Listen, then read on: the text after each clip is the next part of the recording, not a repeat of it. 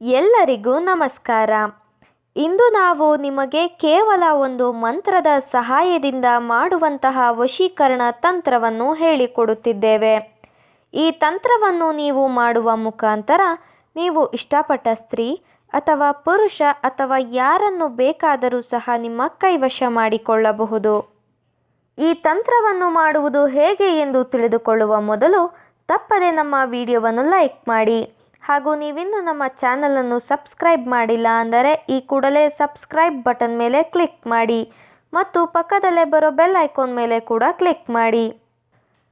ಈ ಒಂದು ತಂತ್ರವನ್ನು ಮಾಡುವುದಕ್ಕೆ ಪ್ಲೇನ್ ವೈಟ್ ಪೇಪರ್ ಹಾಗೂ ಬ್ಲ್ಯಾಕ್ ಮಾರ್ಕರ್ ಪೆನ್ ಬೇಕಾಗುತ್ತದೆ.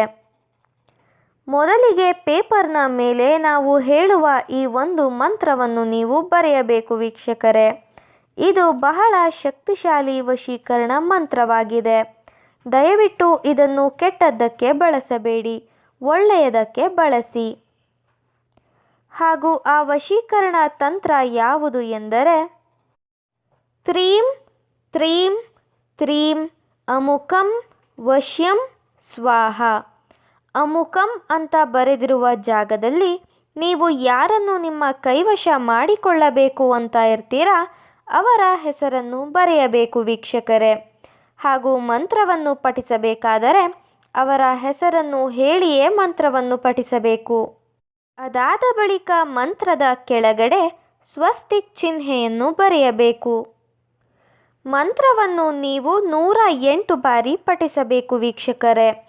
ಅದಾದ ಬಳಿಕ ಒಂದು ಬೌಲ್ನಲ್ಲಿ ನೀವು ಎಣ್ಣೆಯನ್ನು ಹಾಕಿ ನೀವು ಮಂತ್ರವನ್ನು ಬರೆದಿರುವ ಪೇಪರನ್ನು ಎಣ್ಣೆಯ ಒಳಗಡೆ ಅಜ್ಜಿ ಇಡಬೇಕು.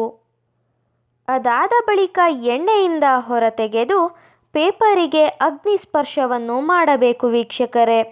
ನೀವು ಅಗ್ನಿಸ್ಪರ್ಶವನ್ನು ಮಾಡಬೇಕಾದರೆ ಪುನಃ ಮಂತ್ರವನ್ನು 108 ಬಾರಿ ಪಠಿಸಬೇಕು.